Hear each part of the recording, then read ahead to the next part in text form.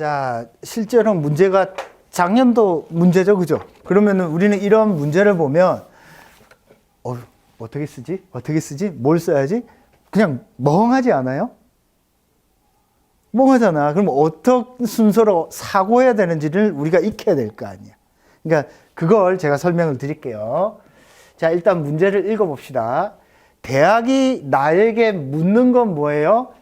미래의 AI를 농업 생산에 접목할 수 있는 다양한 방안과 그 내용을 서술하라. 그러면은 AI를 농업에 접목할 수 있는 다양한 방안, 그 내용을 서술하라. 그죠? 서술하라는 말은 무슨 뜻이에요? 서술하라? 서술하라.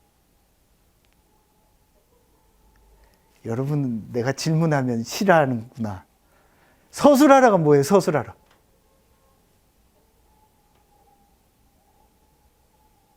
그냥 막 쓰면 돼요? 시를 써도 되나? 소설을 써요?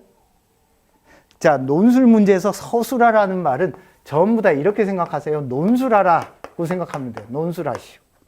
논술하라는 무슨 뜻이야? 논술하라. 논술하라. 논술하라는 말은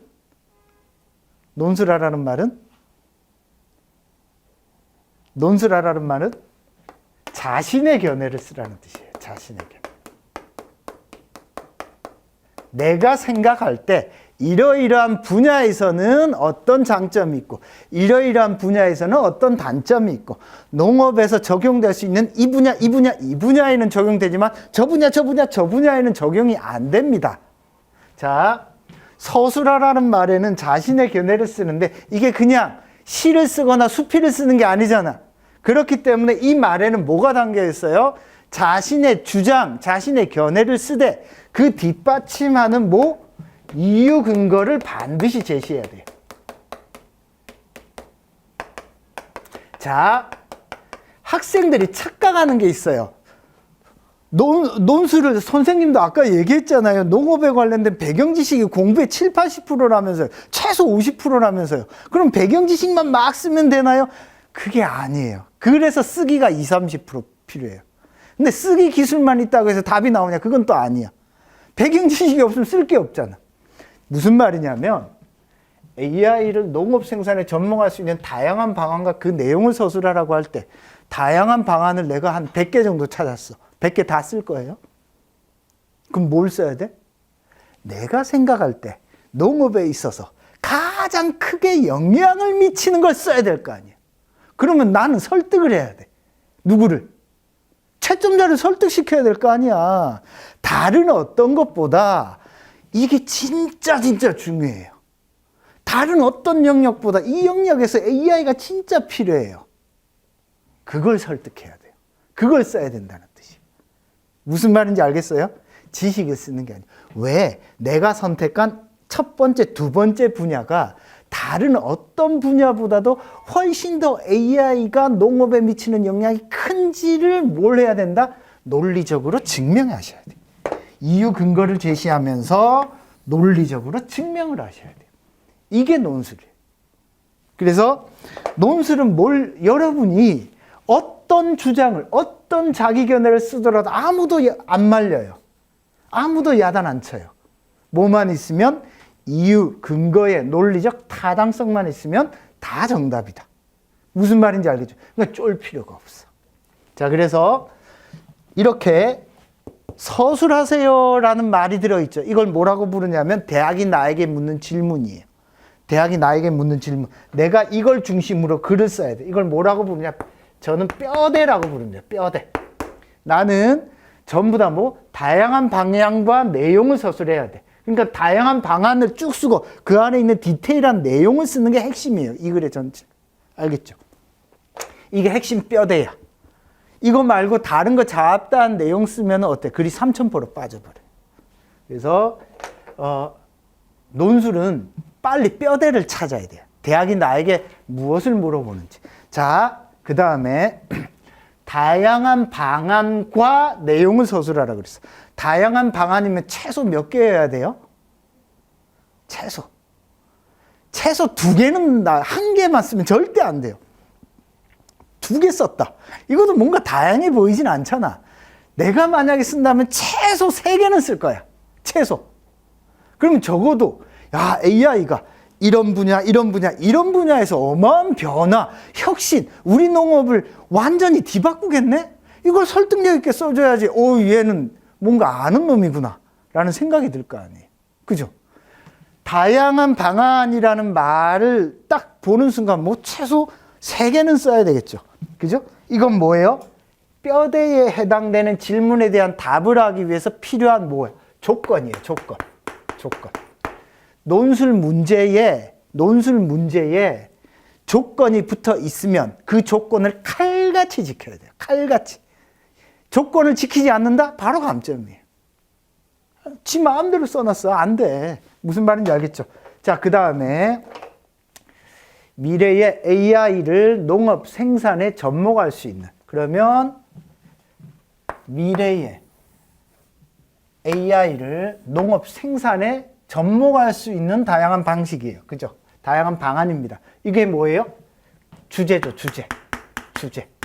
핵심 개념입니다, 개념.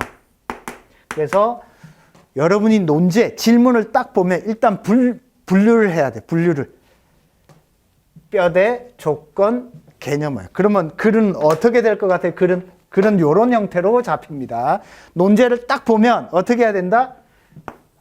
자, 뼈대를 1번이라고 하고 조건을 2번이라고 하고 제가 주제 개념을 주로 3번이라고 합니다. 문제를 딱 보면 처음부터 끝까지 여러분이 2천자에서 3천자의 글을 쓰는 거야. 처음부터 끝까지 뭐 하는 거야? 나는 논리적으로 자신의 견해를 펴는 서술하는 글을 씁니다. 그죠? 서술하는 글을 딱 쓰죠. 논리적으로 처음부터 끝까지 뭐? 다양한 방안과 그 내용을 서술하는 게 빡빡빡 박혀 있어.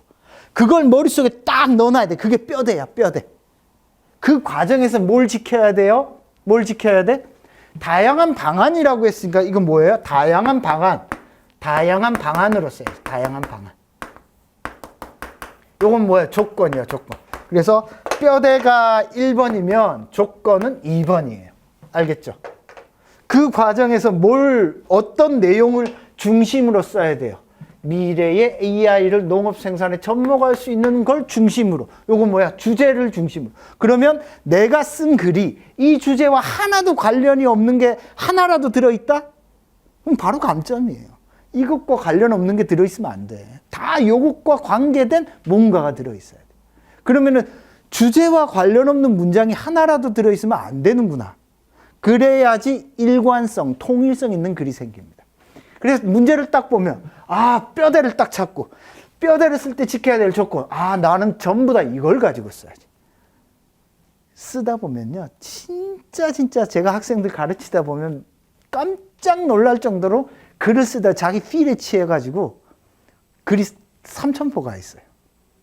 이걸 물었는데 딴 걸 쓰고 있다니까. 지가 아는 걸 써요. 이런 친구들이 7, 80%입니다. 이거 극복하기가 진짜 어려워요. 그래서 아예 어설프게 배우느니 아예 처음부터 배우는 게 훨씬 더 효율적이에요. 진짜로.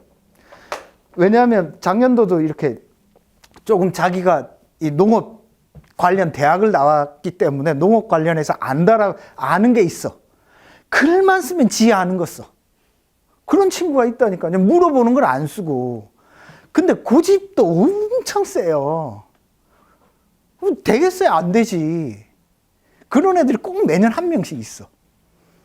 그러니까 이게 글이라고 하는 건 반드시 출제자의 의도가 있습니다. 의도에 맞게 글을 써야지. 지 쓰고 싶은 거 쓰면은 왜 시험을 봐? 그죠? 면접이든 시험이든 이건 출제자의 의도에 맞춰서 자기 공부를 해야죠. 무슨 말인지 알겠죠? 그래서 주제가 있고 이 주제와 관련해서 전부 다 써야 된다. 자, 그럼 뜯어봅시다. 이제 우리는 글의 전체 컨셉을 잡았어. 그래. 미래의 AI를 농업 생산에 접목할 수 있는. 자, 일단 주된 주제는 뜯어보세요. 이렇게 미래, AI, 농업 생산. 그죠? 뜯어봐. 일단 AI가 뭔지를 알아야 쓰지.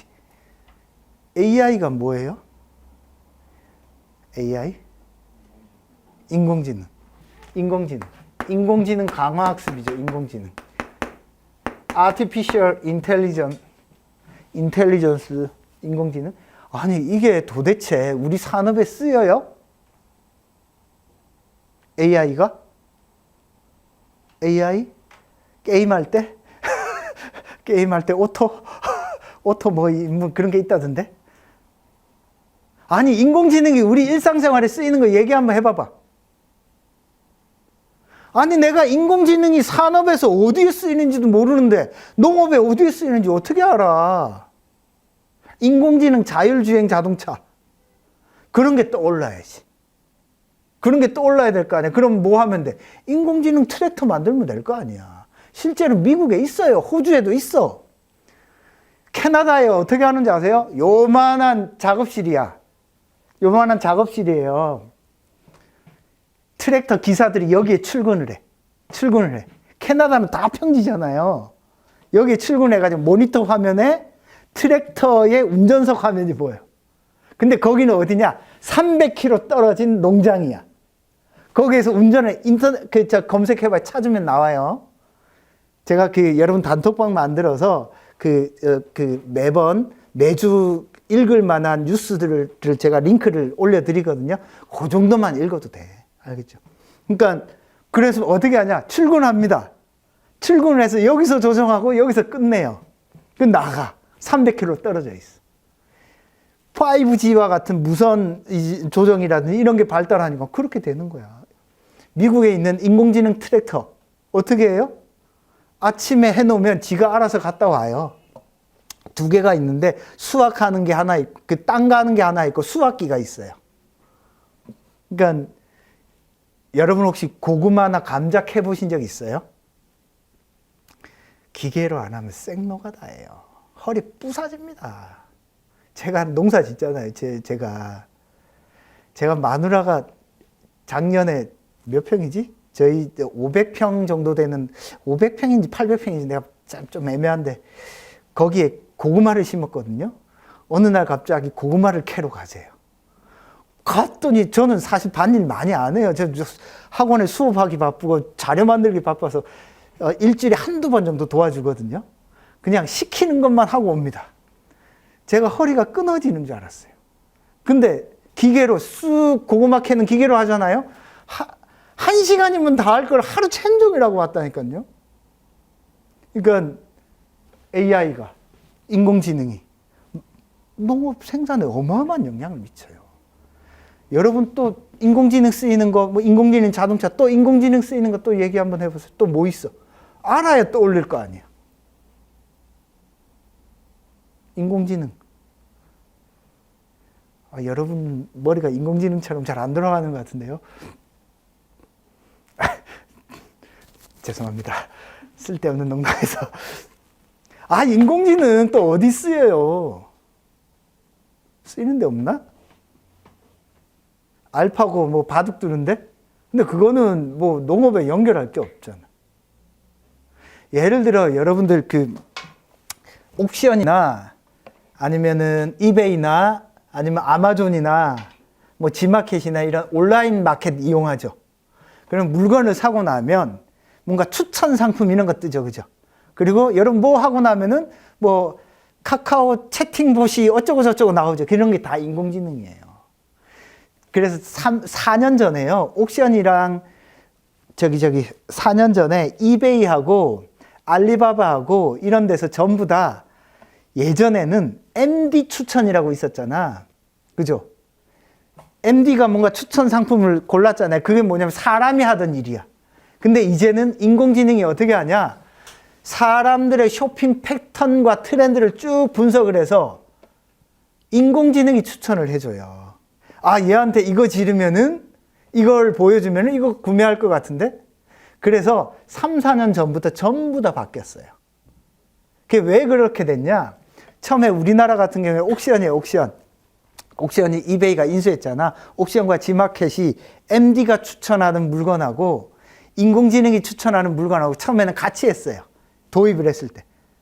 그랬더니 구매율이 누가 더 올라간다? 인공지능이 훨씬 높아요. 그래서 MD 추천이 싹 사라지고 전부 다 이제 인공지능 추천으로 바뀌었어요. 우리만 모를 뿐이에요. 자, 요즘에 농산물 새벽 배송 이런 것도 많잖아. 그러면은 유통하고 마케팅 하는 데 있어서 농업 유통망이 소비자들이 언제 어디에서 무엇을 소비할 것인지 인공지능으로 대략 계산해서 미리미리 신선한 제품을 딱 쌓아두면 빨리 배송할 수 있어요, 없어요? 아마존이 그렇게 하잖아요, 지금. 아마존이 그렇게 해요. 그 넓은 미국 땅에서 하루 배송을 지금 설계하고 있잖아요. 그 인공지능이 한다니까? 소비, 마케팅, 그죠? 농산물에 대한 유통을 인공지능이 더 효율적으로도 할 수 있잖아요. 그러면은 우리가 일상생활에서 인공지능이 어떻게 쓰이는지를 알아야 뭔가를 하지. 그죠? 그죠? 자, 그럼 AI, 그 다음 농업 생산에 접목할 수 있는 농업 생산. 농업 생산이 뭐예요? 농업 생산.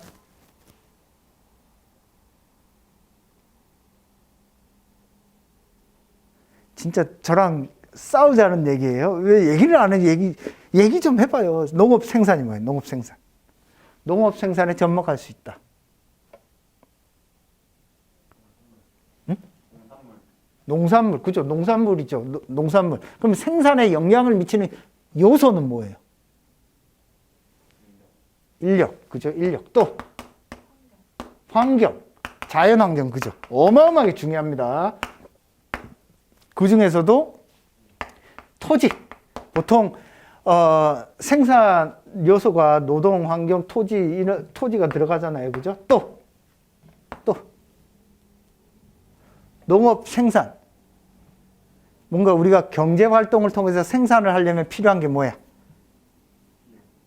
비용, 자본이죠, 자본, 그죠? 자본, 토지, 노동이 뭐야? 생산의 3요소잖아. 그러니까 여러분 농협대학교 가려면 경제 공부 반드시 해야 돼. 경제 공부 안 하시는, 모르시는 분들은 저기 어디냐? 오늘 제가 말을 많이 하니까 자꾸 마스크가 벗겨지네. 오늘 집에 가서 경제 고등학교 교과서를 사서 읽어보세요. 제가 그건 따로 수업은 안 합니다. 그것까지 하면 수업 양이 너무 많아. 작년에도 학생들한테 수업 시작하자마자 경제 교과서 읽어보라고 했어요. 제가 중요한 부분은 수업 시간에 설명을 하긴 할 겁니다. 근데 반드시 읽어보셔야 돼요. 경제 교과서. 필수입니다. 필수. 알겠죠? 그러니까 농업 생산이니까 농업에서도 마찬가지로 필요한 자본, 토지, 환경, 인력, 노동, 다른 말로 하면 노동이죠. 이런 것들이 필요할 거 아니야. 그러면 농업 생산은 그런 부분도 있지만 다른 것과 가장 크게 다르게 어떤 거, 환경에 영향을 많이 받죠. 자연환경에. 그죠? 엊그제 저희 집에 하우스가 있는데 하우스에 모종을 씨앗을 뿌렸어요. 그래서 모종이 싹이 올라와요. 보통 3월 초부터 해가지고 모종을 심어가지고 싹을 틔우는데 저희 집이 조금 산 중턱에 있다 보니까 갑자기 영하로 쑥 내려갔어. 그럼 모종이 죽어요. 근데 그 모종이 죽어도 버티는 모종이 예를 들어 오이나 이런 모종들은 죽어요. 그냥 영하로 내려가면. 그래서 다시 심었어. 자연환경에 영향을 많이 받아요. 농업은. 그러니까 자연환경, 그러면 생각해봐. AI가 자연환경을 뭔가 극복하게 해줄 수 있나? AI가 인간의 노동을 뭔가 극복하게 해줄 수 있나? 이렇게 생각을 하면 되잖아. 근데 각각을 뜯어서 생각을 안 하니까 일단 다 따로 놀아. 못 쓰지 멍하니 있어. 그리고 상상의 나래를 펴고 글짓기 하고 와요. 열심히 살아보자. 농업이 중요하다. 신토부리. 글짓기 하고 온다니까요. 분석적으로 생각을 하셔야 돼요. 그래서 제가 여러분에게 강조하는 건 문제를 보면 어떻게 분석적으로 생각하는지에 대해서 주로 설명을 많이 합니다. 자, 그 다음에 토지와 같은 경우에는 어차피 토지는 부동산이잖아요. 한계가 있잖아. 거기에서 AI가 유한한 토지의 생산량을 극대화하는데 어떤 도움을 주는가? 이런 거 생각해 볼 수 있죠. 그죠? 그 다음에 자본, 투입되는 어떤 비용이 적게 드는 게 아닌가, 혹은 더 많이 드는 게 아닌가. 이런 고민할 수 있죠. 그죠? 예를 들어서 스마트팜을 비판하는 사람들의 가장 큰 논리가 뭐야? 아니 시골에 할아버지 할머니들이 스마트팜 한다고 뭐 왔다 갔다 해봤자 고치는 데 시간 다 들어. 관리하는 거 배우는데 오 이거 뭐요 이러고 있어요. 현실에 안 맞다는 거지. 그러니까 스마트팜 농장 보면 전부 다 3, 40대예요. 젊은 사람들이야. 50대도 잘 없어요. 자, 그러면은 어떤 이런 주제가 나올 때 주제 하나를 어떻게 해야 된다고? 여러분들이 이런 거 딱 하나 나오면 요거 가지고 공부를 하셔야 돼. 어떤 내용이 나오는지를. 요거를 제가 수업 시간에 학생들한테 이번 달 말고 다음 달에 이번 달은 글쓰기의 기본 개념을 좀 익혀야 돼서 다음 달에 설명을 하는데 이걸 제가 뭐라고 하냐면 이런 논술에 나오는 중요한 개념들을 여러분들이 딱 한 150개 정도 정리하게 시켜요.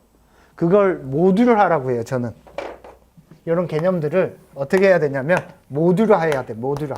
그래서 여러분들이 맨날 그거 스스로 이건 여러분들 스스로 해야 돼. 스스로의 단어로 만들어야 돼.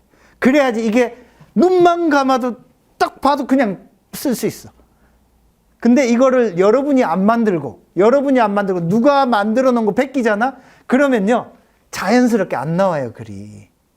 그래서 AI 하면 AI를 여러분이 막 공부해가지고 여러분의 언어로 딱 정리를 해놔야 돼.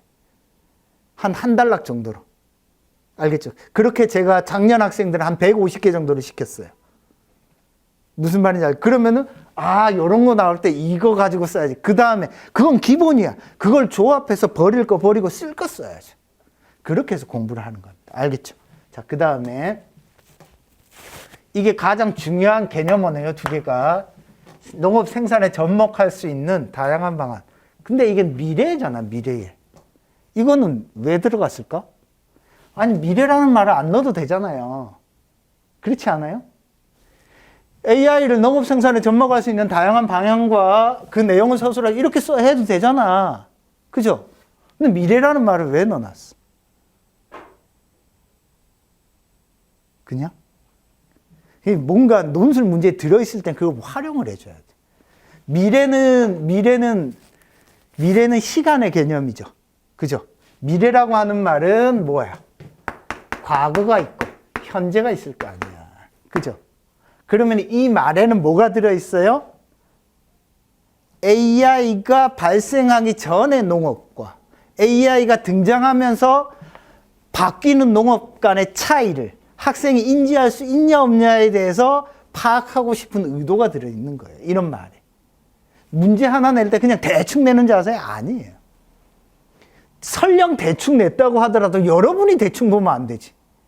무슨 말인지 알겠죠? 그러니까 미래라는 말을 쓸 때는 이런 기술이 있기 전과 후에 뭐가 달라지는지를 학생이 최대한 명확하게 써달라는 뜻이 담겨 있다는 거예요.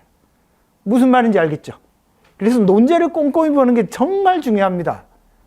그래서 지금 우리 사주 공부는요, 질문 잘 이해하는 게 거의 수업에 다예요, 사실. 그리고 쓰기의 기본 익히는 거. 요게 되고 나면 이제, 평상시에 여러분은 농업 관련 공부는 여러분들이 좀 하시면 되고, 그래서 요거 기본 개념만 익히시면요, 왜? 뒤에 공부가 훨씬 편해져. 뒤에 공부. 그때는 지식만 공부하면 되잖아. 무슨 말인지 알겠죠? 그래서 이번 농협대와 같은 이런 식의 문제들을 어떤 식으로 접근하고 어떻게 풀어야 되는지에 대한 컨셉, 방향을 사실 첫 주와 그래서 둘째 주 수업이 제일 중요해요. 이거 놓치면 나중에 들으면 낯설어요. 뭔 소리인지 몰라요. 무슨 말인지 알겠죠? 그러면 논술 문제를 딱 보면 뭘 해야 된다? 대학이 나에게 물어보는 질문이 무엇인가? 그 질문에 답할 때 내가 어떤 규칙, 어떤 조건을 칼같이 지켜야 하는가? 그 지키는 과정에서 내가 써야 될 핵심적인 주제가 뭐 이게 머릿속에 콱 박혀있지 않은 상태에서 글을 쓴다? 어떻게 합격해? 못해요. 알겠죠? 그리고 이걸 머릿속에 딱 넣어두시면 변별되는 글을 쓸 수 있습니다. 무슨 말인지 알겠죠? 여기에서 변별되는 글이 나오지 외우려고 애를 쓰잖아. 외울 게 한두 개예요. 여러분이 AI도 아닌데, 그죠? 외울 게 한두 개 아니야. 그러니까 외우는 것보다 원리를 이해하고 있으면 어떤 문제가 나와도 충분히 잘 쓸 수 있다. 무슨 말인지 알겠죠? 오케이. 그러면은 자 봅시다. 12쪽입니다. 12쪽. 자 문제를 보면서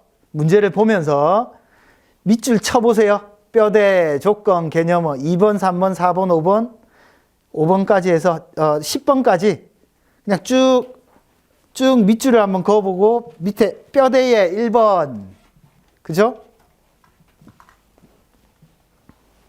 조건에 2번 그리고 주제에 3번 한번 해보세요.